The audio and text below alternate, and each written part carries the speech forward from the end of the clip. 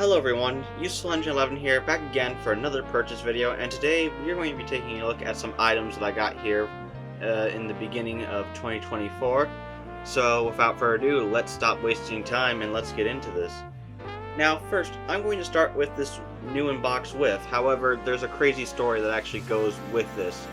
So around like November or so, when I was trying to get my hands on some of those CGI characters I was missing from my collection, well, originally I went to Amazon and bought Porter, but for some weird reason, I got a new in-box whiff instead, and I was like, wait, what? What was also funny about this is that I was DMing JD415 on Twitter about, doing another trade, and he was willing to give me a Mattel whiff. But then when I got the mail and came back home and opened it up, again, this was what came in the mail. I was like, what the heck? And it was even more funny when I actually sent him the picture of like, yeah, what are we doing here?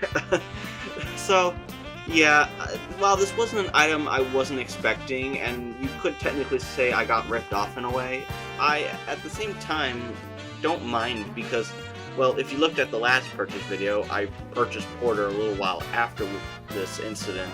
And not to mention, Whiff is one of those characters I've been meaning to replace, as I'm not really a fan of the Learning Curve version that I have. It has some good things about it, but, I decided to go ahead and switch to the Mattel one because I thought it was a lot better. Also, a side note, I had forgotten to include this Whiff in the last purchase video because I'd gotten him along with all that other stuff, but completely disregarded him and just forgot him. So now he's being featured in this purchase video. Now that I've, given the backstory on this model, let's actually get it out of its prison here.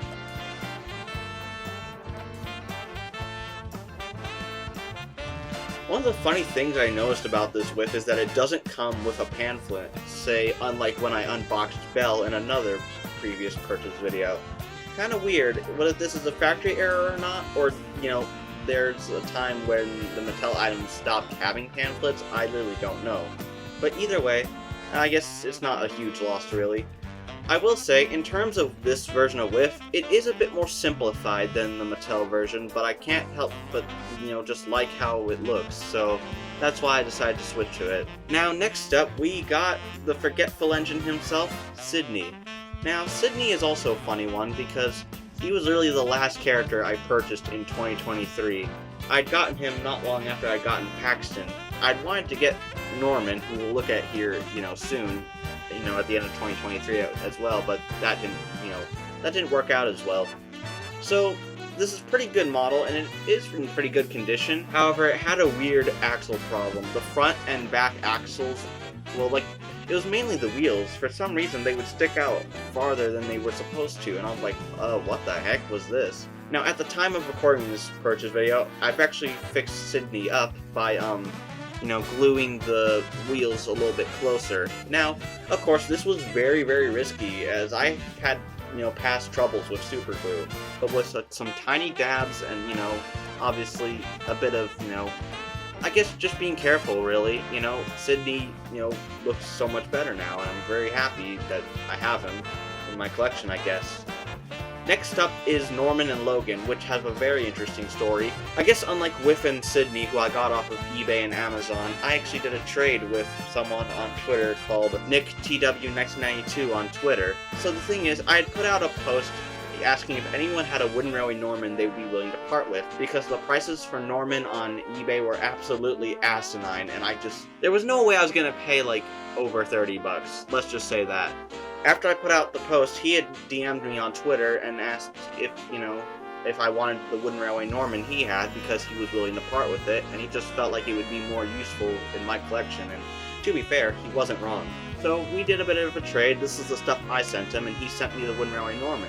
What I didn't know is that he had sent me an extra engine, that being Logan. Which is very funny, because Logan was literally the next character on my list to get, and he literally helped me scratch Norman and Logan off my list, which is funny, because I also looked on eBay for Logan, and the prices for him are also just as bad as Norman. So a huge shout out to NickTW92 for helping me out with this. And finally, we got a Wooden Railway Mighty Mac. Now, if you guys know me, Mighty Mac is one of my favorite narrow gauge engines. In fact, they're in the top 5 favorite characters for me. I got this Mighty Mac from Jacob G on Twitter. He was doing a sale, and I just couldn't resist. I will say, one of the things I've noticed about this Mighty Mac is that the blue on this model is a little bit darker than, say, this version of Mighty Mac I have here. I really prefer the lighter shade of blue that's on the left, as I think it's dark, but not too dark. This Mighty Mac kind of looks a little bit too dark for my liking. I'm pretty sure this is the Mattel version of Mighty Mac, or like the re-released version. Overall, it doesn't matter how dark the paint is or how beat up it is, because I'm actually using this Mighty Mac for a custom. Now, what custom, you may ask? Well, you'll just have to find out in the future. So guys, without further ado, that's pretty much all the stuff I got here. Nothing really too big, but of course most of the characters you see here were characters that I needed to fill up my collection, which I'm very proud to have. So without further ado, Useful Engine 11 signing out. Take care everyone, and I'll see you all next time.